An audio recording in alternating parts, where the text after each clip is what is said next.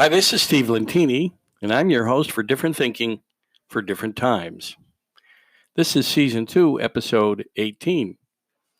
The Sufi poet Rumi advised us to live life as if everything is rigged in our favor. And so imagine living life that way, as if everything were rigged in your favor. And to combine something Thomas Merton said, which was the biggest human temptation is to settle for too little.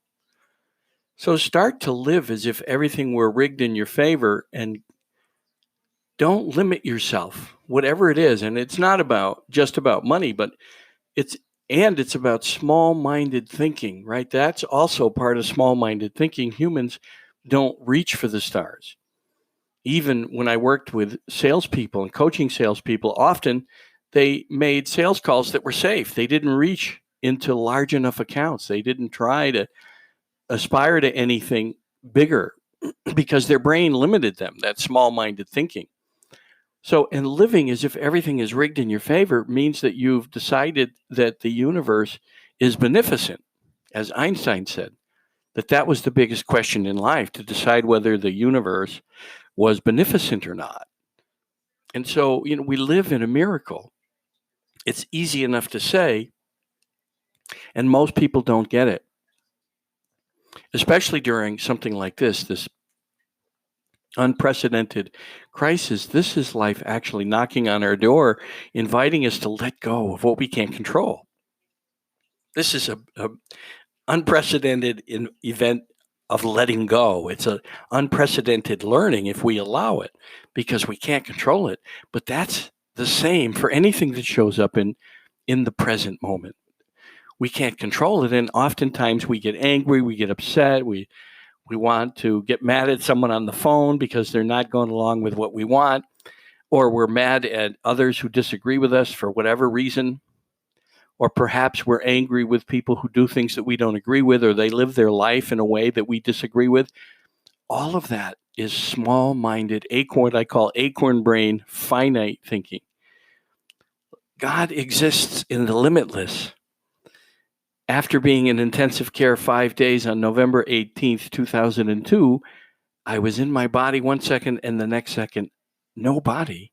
But I was there. And the amazing thing was, it's just a knowing that you're one with everything and nothing, or God, or whatever you call it, because it didn't matter whether you called it the universe or the Brahma or the Buddha or the Abraham or the Muhammad or the Christ. It didn't matter. That's small-minded thinking is what we have in our human brains, because we believe we found the religion. We found the one way. Imagine whatever created this amazing miracle called the universe had just one way for us to appreciate him or her. And it had no sex either. Everything was one with the life force. And so that amazing miracle, and the fact that during my life review, only the good that I had done, the lives I had touched, flashed before me, it showed me that good was what we're here to do, and the rest is part of learning. We're going to make mistakes. That's part of life. And also part of life is to overcome that small-minded, judgmental brain, because it wasn't there. And then imagine living like life was rigged in our favor, and it actually is, because the life itself is feedback. Life itself is feedback. So we're the cause, and the result that shows up in life is feedback for our behavior and our actions. And that's the gift in it, right? We don't have to look far.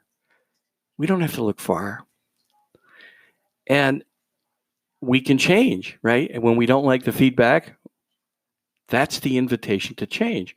And then the other thing about the small-minded thinking is that we reject the moment. We often reject the present. And what's interesting was, on the other side, without my body, there was no time. There was no past or future. There was only the now. And that told me the divine is in the now, that it's never separate. It's never separate from life. So that makes everything here divine. And we just have to get over our small-minded judgments and look for the gift. Look for what life is asking you to do. And when it doesn't match your picture and you want to rail against it, as Eckhart Tolle says, when you fight life, life fights you. So instead, you could also do something he suggests that he uses himself, saying, oh, this must be the plan. Meaning, if it shows up in the moment, this must be the plan, instead of getting upset and going against it. Relax, have a sense of humor, smile a little bit, and say, okay, this must be the plan, because guess what?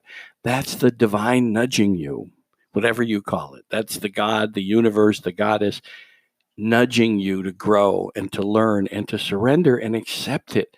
After all, it's here. Any questions? Steve at stevelentini.com. Steve at stevelentini.com.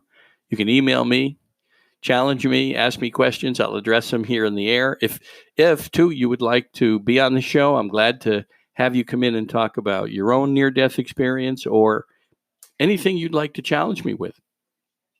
I can help you expand into limitless, infinite thinking. Think about that. Thank you.